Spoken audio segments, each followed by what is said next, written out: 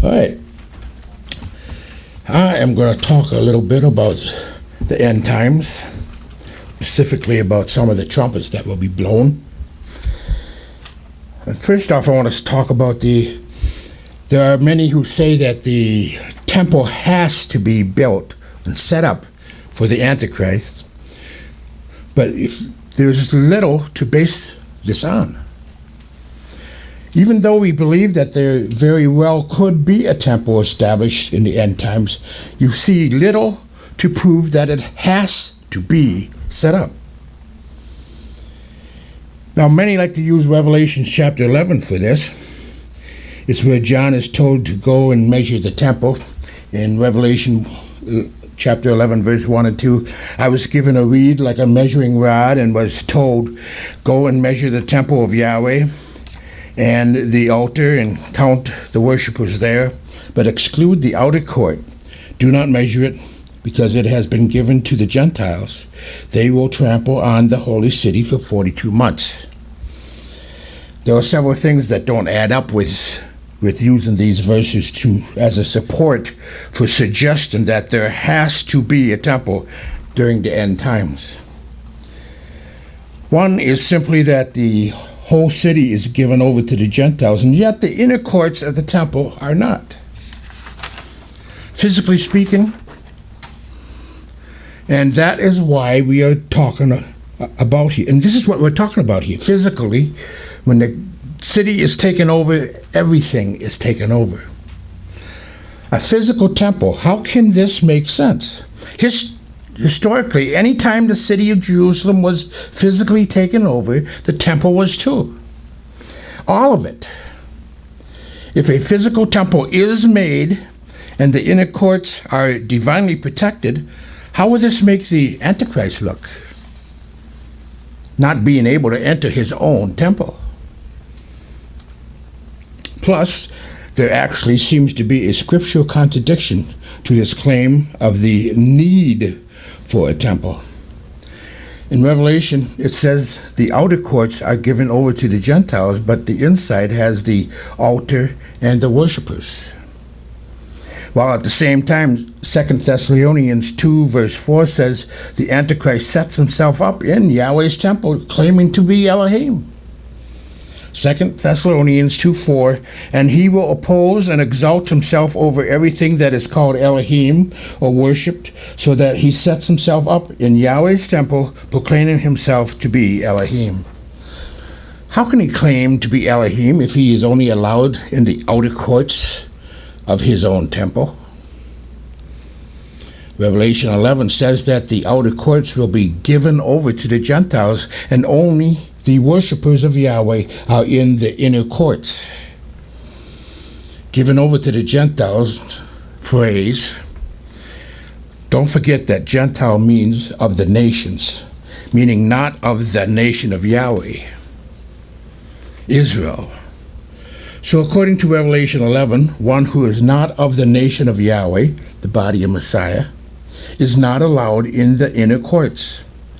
So if the temple here is to be taken as a literal physical temple, how can the Antichrist himself be allowed in, since he is obviously not of the body of Yeshua? And again, I'm not saying that there won't be a temple. Just saying that I don't see enough evidence to prove that there has to be a temple set up.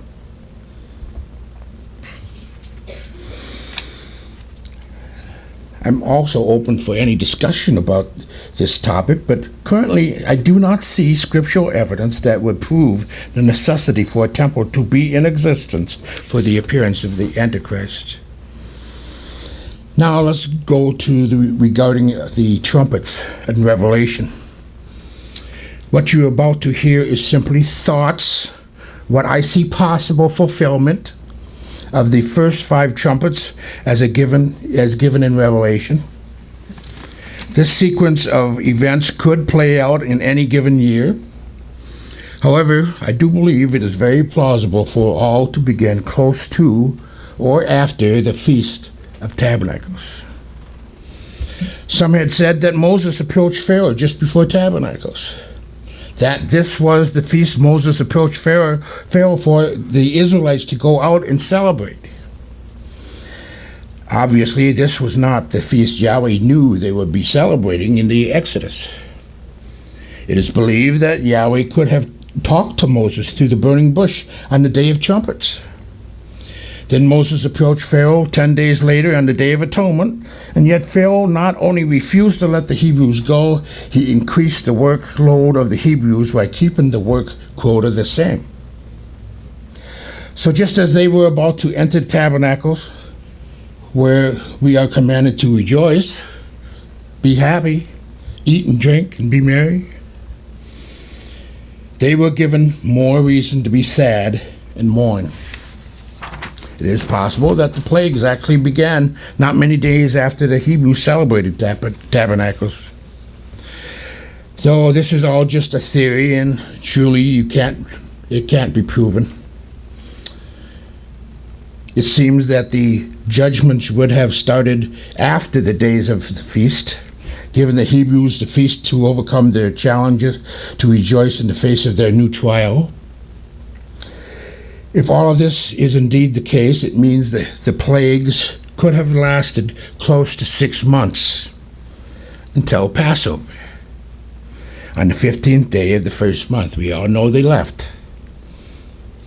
There really is no way to know exactly when the plagues started, and agree that it is very easy to read it all as a sequential order that happened within weeks of the Passover. Some have suggested that everything could have started around the 24th day of the 9th month, the time of Hanukkah. If this is indeed the case, it would mean the plagues only lasted about 3 months.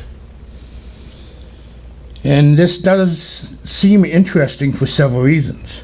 We find this is the same amount of time that Moses was hidden when he was a child. In Exodus 2, verse 2, it says, she became pregnant and gave birth to a son.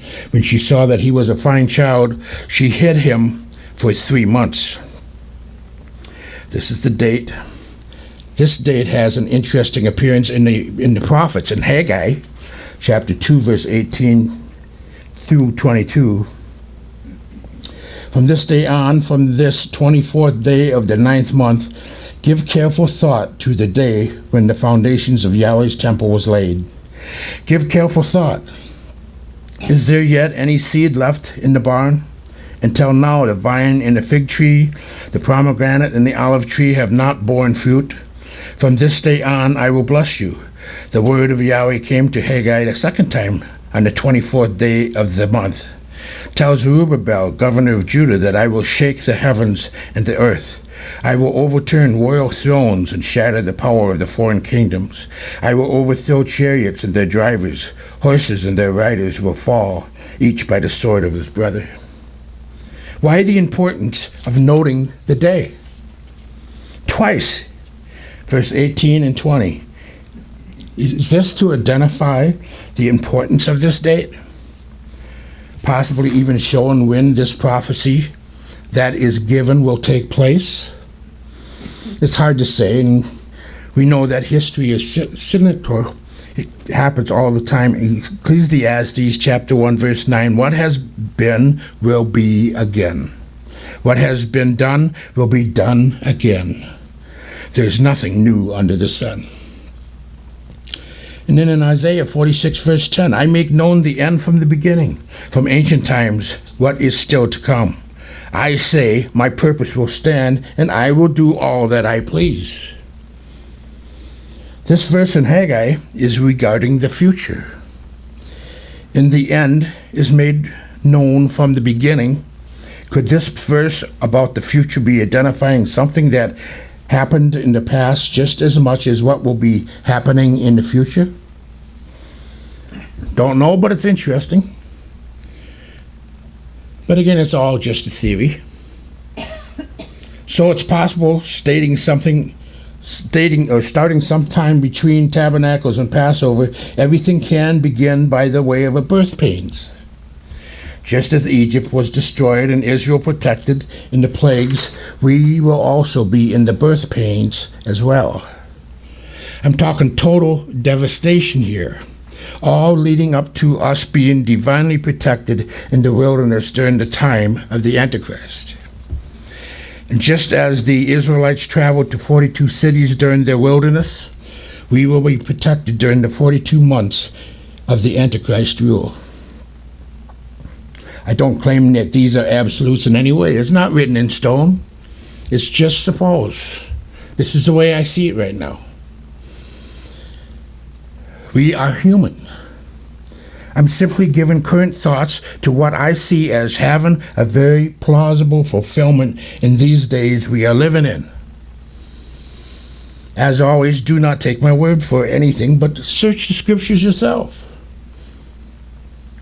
If anything, hopefully my thoughts that I say here will trigger thoughts for yourself. We are all students. Isaiah 24, verse 1. Behold, Yahweh lays the earth waste, devastates it, distorts its surface, and scatters its inhabitants. And regarding the inhabitants in verse 17, Isaiah 24, verse 17, terror and pit and snare confront you, O inhabitants of the earth. Then it will be that he who flees the report of disaster will fall into the pit. He who climbs out of the pit will be caught in a snare. For the windows above are opened, and the foundations of the earth shake.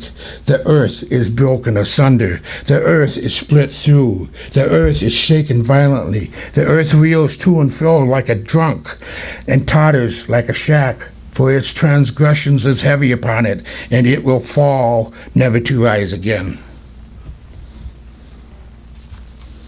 Here we see that which would resemble a massive global shaking of the earth. And for the longest time, these verses were taken as to be symbolic. What if it means what it says, literally? It could very well be more than plausible. It could very well be an event like this which truly jumps the birth pains into high gear. An event that causes earthquakes around the globe, or in diverse places, if you will.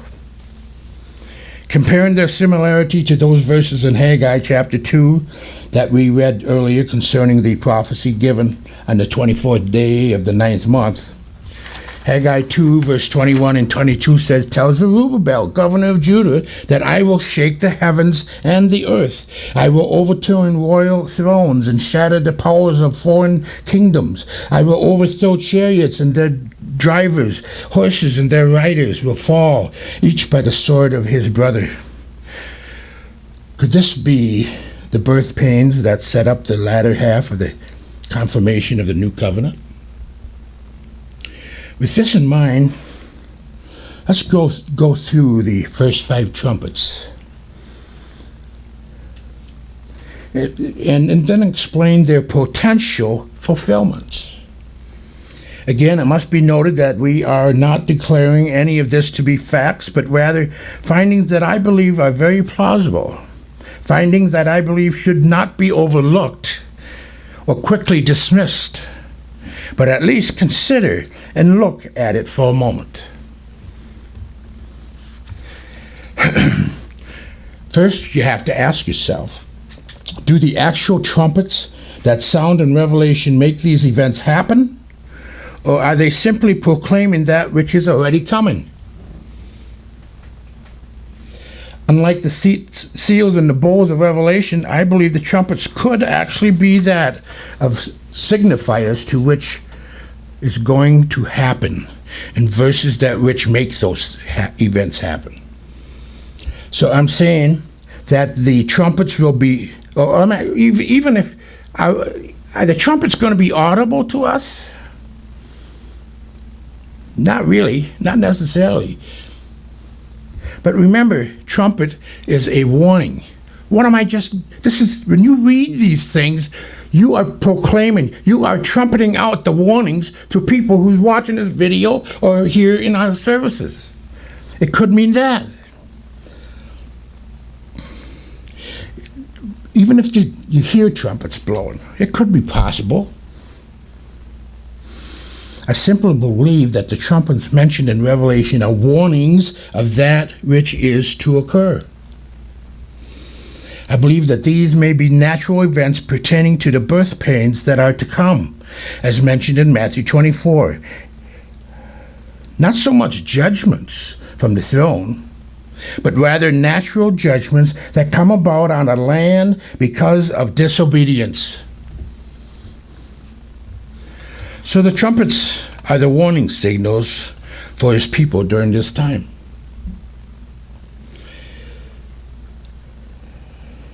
So let's begin a few verses before the beginning of the trumpets.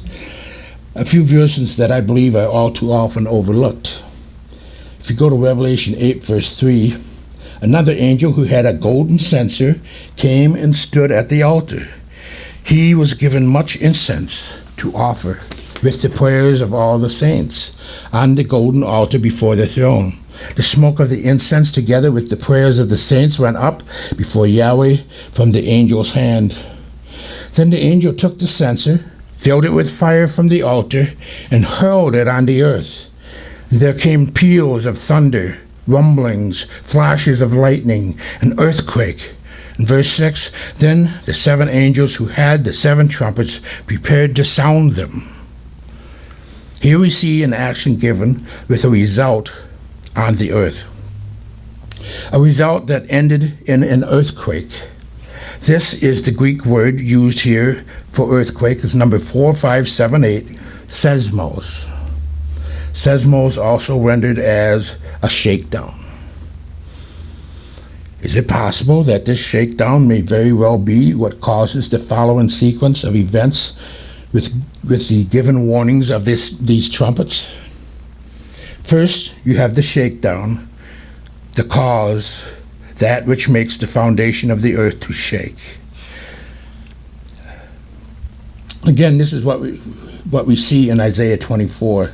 In Isaiah 24, verse 18, for the windows above are opened, and the foundations of the earth shake. The earth is broken asunder. The earth is split through. The earth is shaken violently. The earth reels to and fro like a drunkard, and it totters like a shack, for its transgressions is heavy upon it, and it will fall, never to rise again. Yet here we see the details explained in the verses that follow the opening. In the first trumpet, Revelation 8:7, the first angel sounded his trumpet, and there came hail and fire mixed with blood, and it was hurled down upon the earth. A third of the earth was burned up, a third of the trees were burned up, and all the green grass was burned up. Most believe that this to be asteroids falling from the sky, and it is possible. Yet the text does not say where the source of the hail and the fire mixed with blood comes from. It simply says that it was hurled down upon the earth. If I gathered a bunch of rocks from the ground, I could hurl them down again, toss them in the air, and they would come down.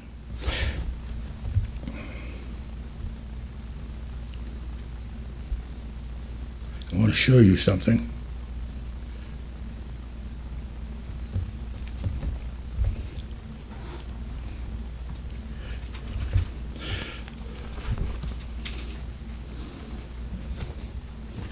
Here we have a volcano at night.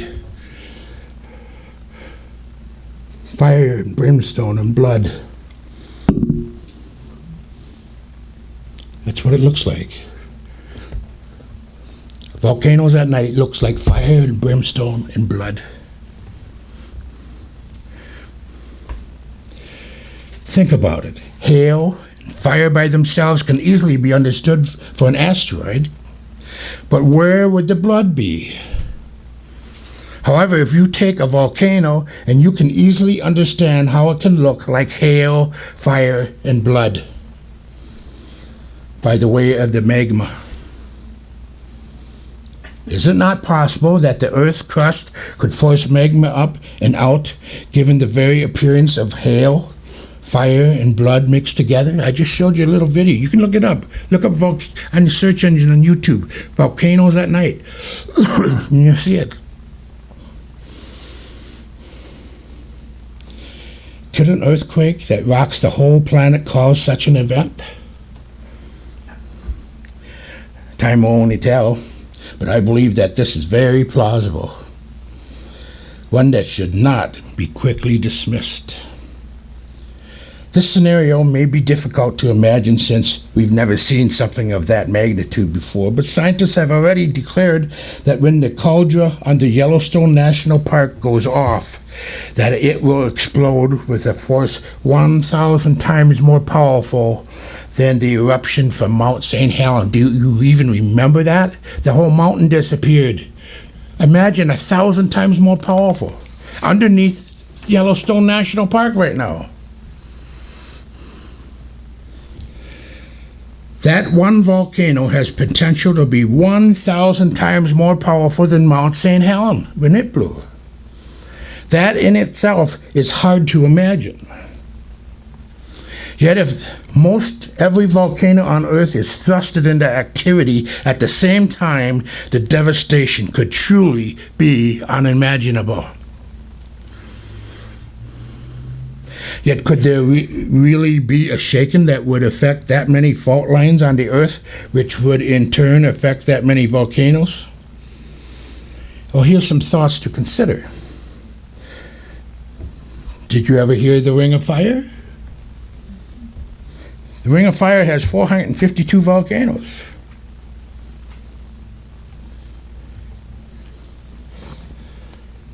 The Ring of Fire goes the whole west coast of South America, up Central America, west coast of Mexico, all the way up the west coast of America, curve over to Alaska, then it comes back down again and loops around Australia.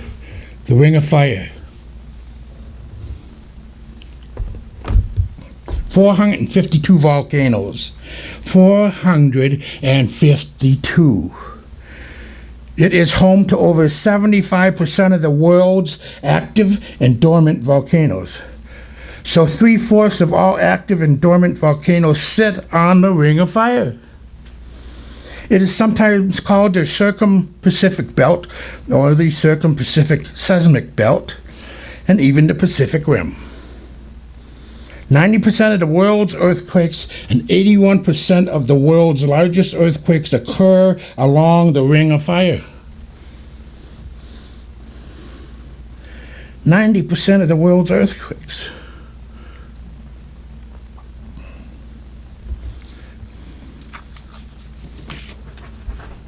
So you can see the scenario is more than plausible. And just the first trumpet alone. I haven't touched the other ones yet. Trumpet number 2, Revelation 8 and 9. The second angel sounded his trumpet, and something like a huge mountain, all ablaze, was thrown into the sea. 1/3 of the sea turned into blood. 1/3 of the living creatures in the sea died, and 1/3 of the ships were destroyed. This is apocalyptic language. The language of the Bible, a mountain is a government. It represents a nation. We already know that the earthquake in Japan had in March 2011 shifted Japan 8 inches. And guess what? Japan is square on the Ring of Fire. From one end to the other, it is the Ring of Fire. So if a 9.0 earthquake shifted it by 8 inches, what kind of earthquake would it take to make the island of Japan to go underwater? May sound silly at first, but let's not forget that Japan physically sits on the Ring of Fire. Could Japan be that huge mountain that is thrust into the sea? Could this same earthquake that thrust all the volcanoes into action along the Ring of Fire actually cause Japan to go under? Only time will tell. Knowing that an isolated 9.0 earthquake caused it to shift 8 inches, is it really that unthinkable to consider that a megaquake that shakes the whole earth could submerge it? This would obviously cause a tsunami of unbelievable proportions. That would explain the 1/3 of the ships being destroyed. And if it would be Japan, that would explain the waters turning to blood by the way of their nuclear reactors that have plutonium that is said to be 1,000 times more lethal than Chernobyl. They still are having trouble with the last earthquake. They have a nuclear reactor that burnt through the earth. They called it the China syndrome. I don't know if you ever saw that old movie. It just keeps burning. They can't stop it. It burns right down. All this leaking of water and radiation is polluting the Pacific, and it's going all the way across the Pacific to the West Coast. It's happening now. What will happen during a megaquake? The plausibility is well within the spectrum of reality. Trumpet 3. The third angel sounded his trumpet, and a great star, blazing like a torch, fell from the sky on the third of the rivers and on the spring of water. The name of the star is Wormwood. A third of the waters turned bitter, and many people died from the waters that had become bitter. Many believe this to be an asteroid, and that's the way I looked at it for many years. And it is possible.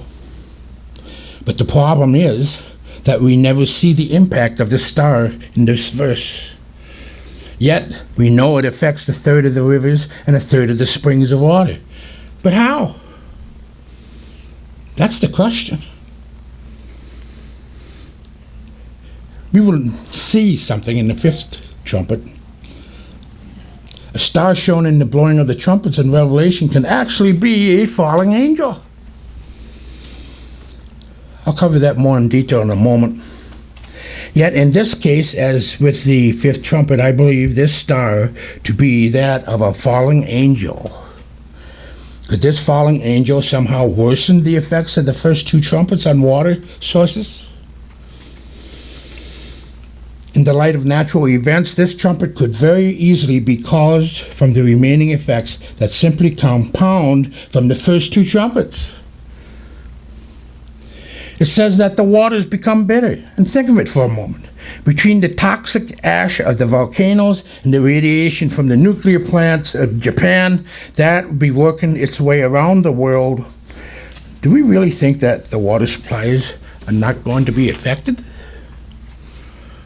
Let alone the food supply that comes out of the ocean. And remember, the trumpets are declaring what's coming. They are not making them come. The fact that I hold to this star being a falling angel will make more sense when we cover the fifth trumpet. And before we move on, it's interesting to note a parallel here. Again, notice how the waters become bitter and how many die from the waters. What about those who don't die from the bitter waters? Numbers chapter 5, verse 11 to 28 talks about the woman who is accused of adultery. And it discusses the process of finding out if she is guilty. It just so happens that the process includes her drinking bitter waters. Some have even suggested that this parallels also of when Moses came down from getting the stone tablets and found many of the people dancing around a golden calf. What did Moses do?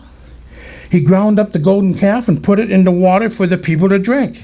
It is suggested that those who were killed that day were identified as the adulterers because they were sick from that which they drank, meaning that the water with the gold in it made them ill, and those who didn't dance around the calf were not affected by the water. Those who were made sick from the waters were then struck down.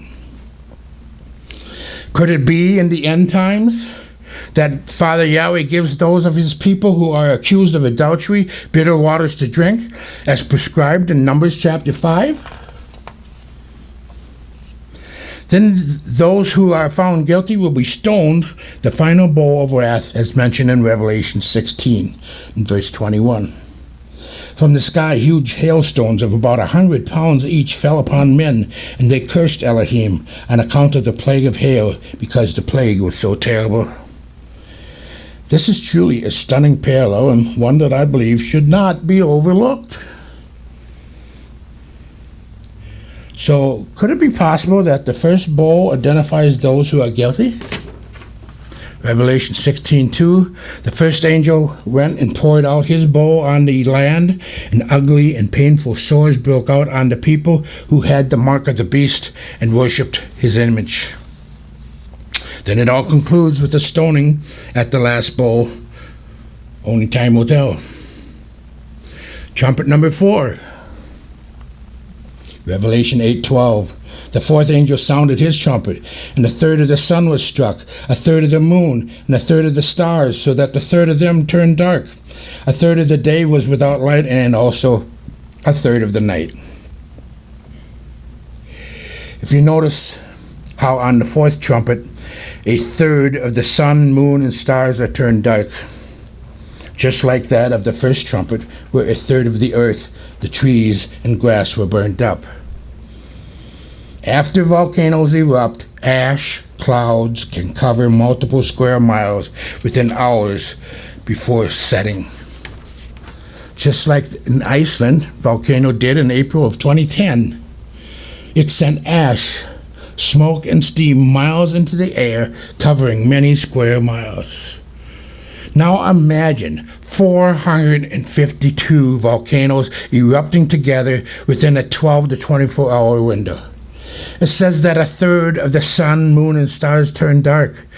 Interestingly enough, as you can see, it appears the ring of fire covers just over 1/3 of the planet. It doesn't take much imagination to see that this could easily be caused by the first 3 trumpets. So we see the first 4 trumpets could easily be simultaneously back-to-back events that are actually tied to one massive event within a 12 to 24 hour time period. But we see the remaining trumpets are set apart from these first 4. Revelation 8:13, and I watched. I heard an angel that was flying midair call out in a loud voice, "Woe, woe, woe to the inhabitants of the earth, because of the trumpet blast about to be sounded by the other 3 angels." Trumpet 5, Revelation 9:1 and 2. The fifth angel sounded his trumpet, and I saw a star that had fallen from the sky to the earth. The star was given the key to the shaft of the abyss. When he opened the abyss, smoke rose from it like the smoke of a gigantic furnace. The sun, the sky were darkened by the smoke from the abyss.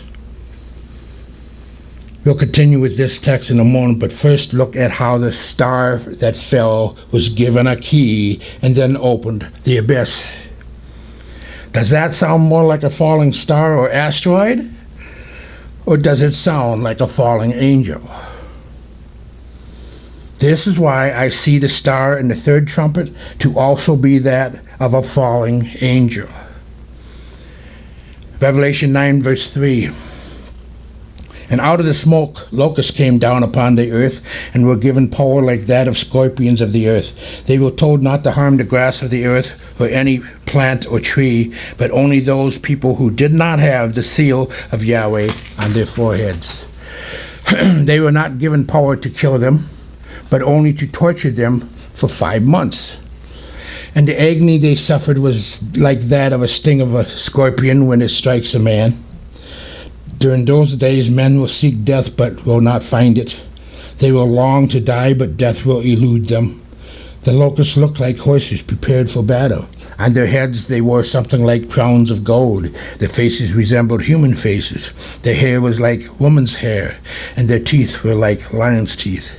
They had breastplates like breastplates of iron, and the sound of their wings was like the thunderings of many horses and chariots rushing into battle. They had tails and stings like scorpions, and in their tails they had power to torment people for 5 months. They had as king over them the angel of the abyss, whose name in Hebrew is Abaddon, and in Greek, Apollyon.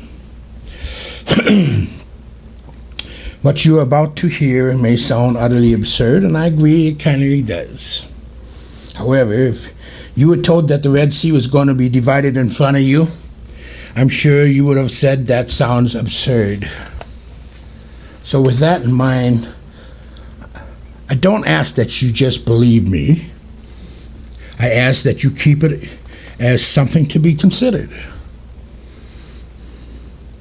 There's been a lot of silence from prophecy teachers on these verses in the fifth trumpet.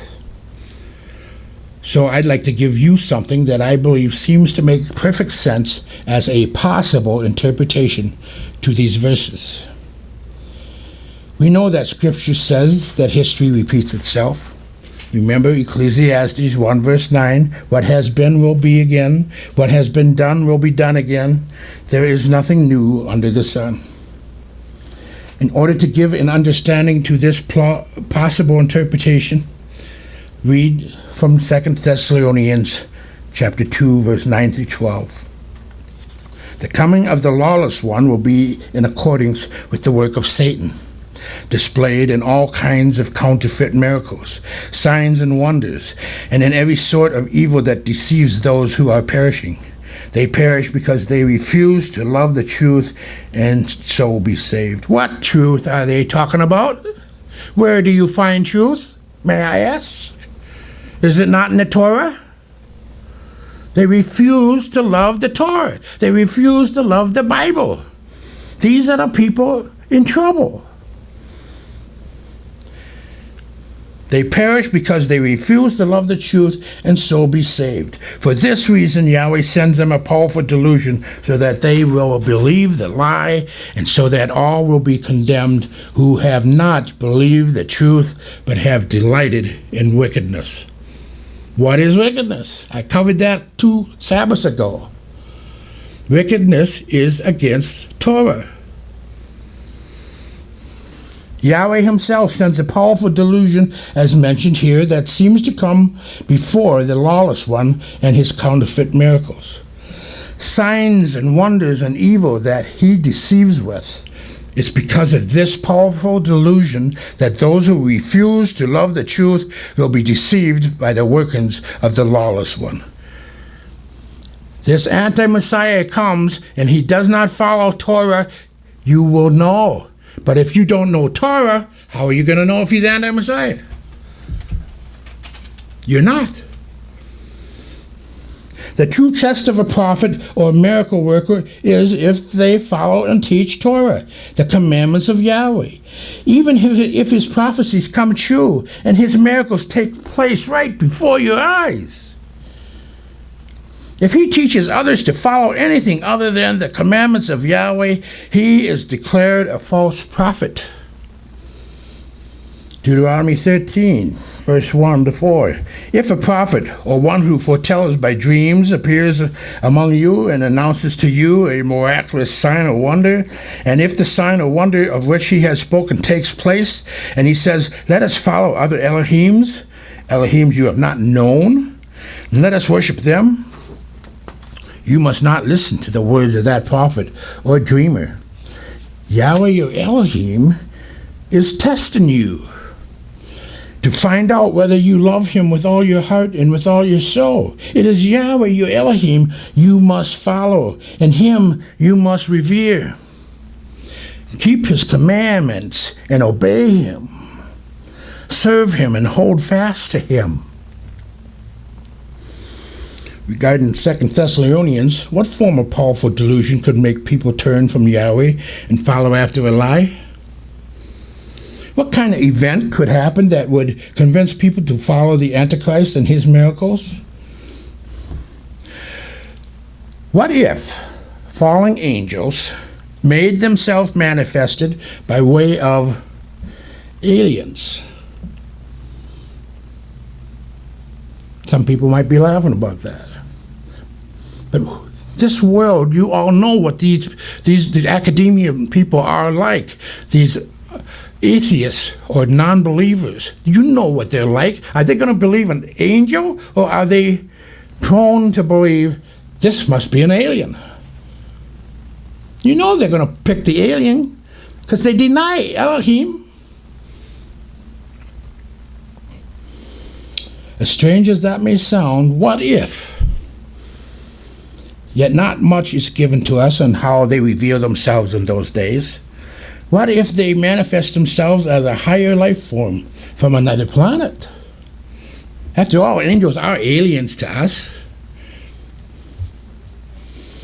Is that really so hard to believe? Maybe for some. But knowing that the scriptures mention this has happened once before, are we to believe it can't happen again? Remember Ecclesiastes 1 verse 9. What has been will be again. What has been done will be done again. There's nothing new under the sun. Knowing that there are indeed ancient accounts given record of this in previous civilizations, and how scriptures gives records to it in harmony with the other accounts, why should any of us be surprised at this being at least a possible fulfillment of the fifth trumpet in Revelation 9? Don't forget Isaiah 46 verse 10. I make known the end from the beginning, from ancient times what is still to come. I say my purpose will stand, and I will do all that I please. That definitely gives reason to believe that there may be more to what Yeshua said in Matthew 24 verse 37. As it was in the days of Noah, so it will be at the coming of the Son of Man. We know this verse on the surface is alluding to how everyone was just living their lives, not knowing the judgment was coming. Yet, could this one sentence be alluding to something else as well? Could it be that in the days of the return of Messiah, at the end time, that the ways of the Nephilim will have returned by the way of falling angels all over again, as mentioned in the book of Genesis, revealing themselves as aliens? People are big into sci-fi these days. They would be more than welcome to believe that. There are those who oppose this belief as being something plausible, and that's okay. But in research and in looking in the teachings of others, I've not seen enough evidence to say that this should be ruled out as something as plausible. In reference to making known the end from the beginning, it's interesting to note that the locusts of the fifth trumpet are given power for 5 months.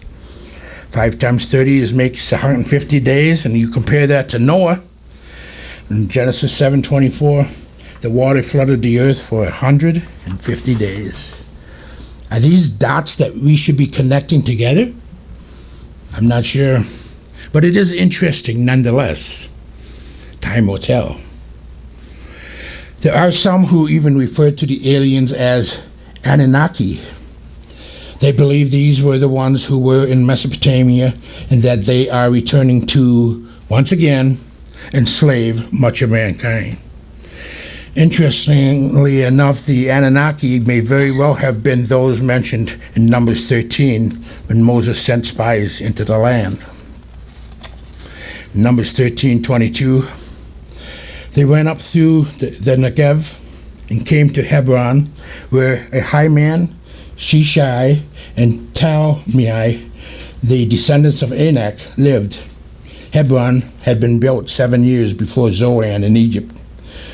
The phrase, the descendants of Anak, in the Hebrew actually says the descendants born of the Anakim.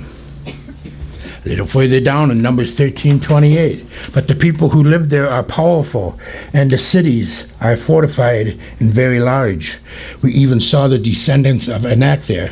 Again, the Anakim. Further down still, Numbers 13:31. But the men who had gone up with him said, "We can't attack those people. They are stronger than we are." And they spread among the Israelites a bad report about the land they had explored. They said, "The land we explored devours those living in it. All the people we saw there are of great size. We saw the Nephilim there. The descendants of Anak come from the Nephilim. We seem like grasshoppers in our own eyes, and we look the same to them." Again, the Anakim.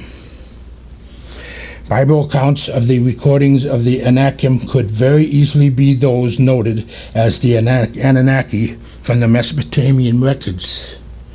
Both give accounts to them being very large individuals, and both accounts are dated to be in thousands of years old.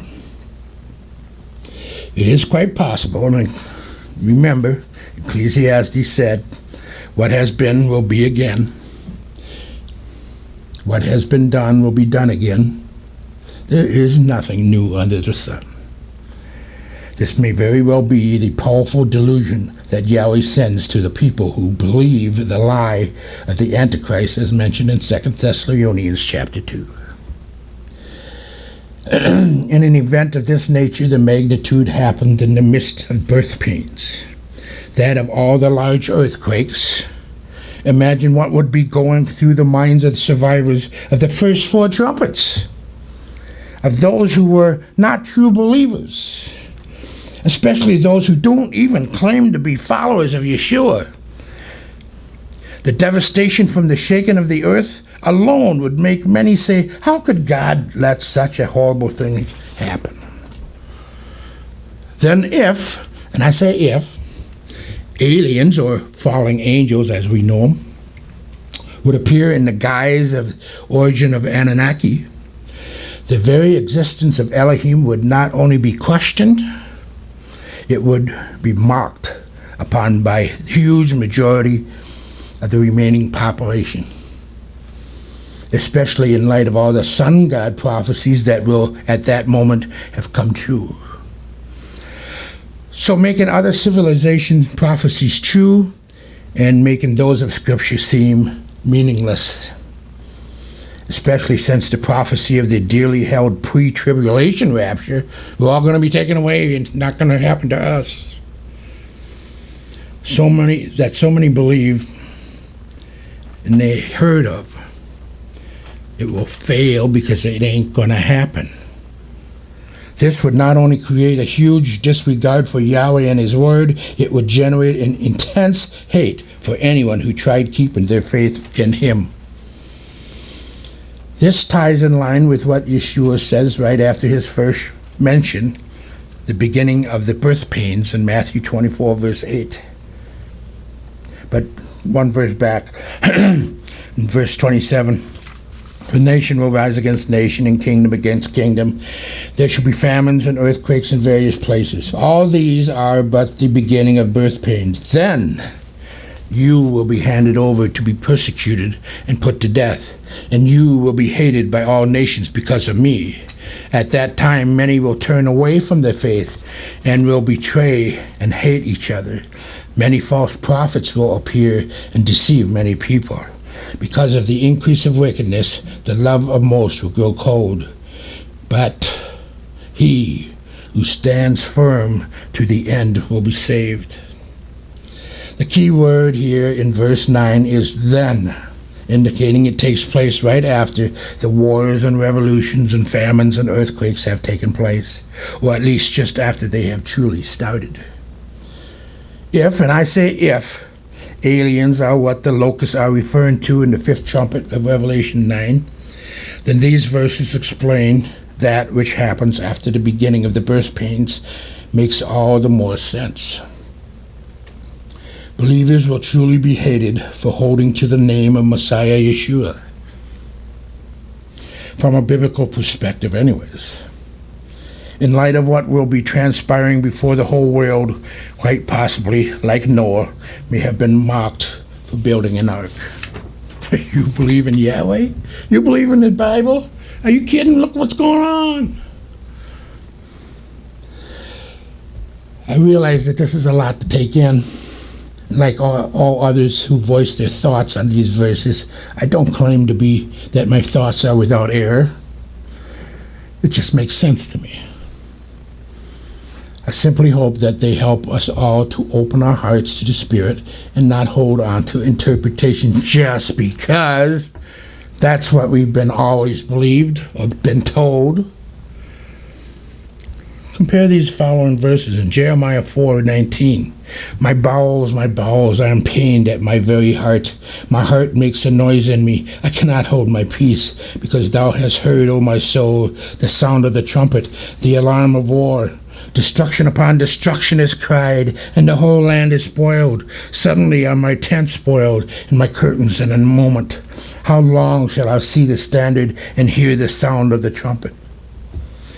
Could this be the first 4 trumpets in Revelation, sounding back to back?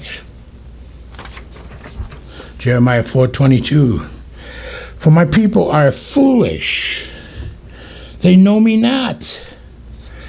They are stupid children and have no understanding. They are shrewd to do evil, but to do good they don't know. I looked on the earth, and behold, it was formless and void.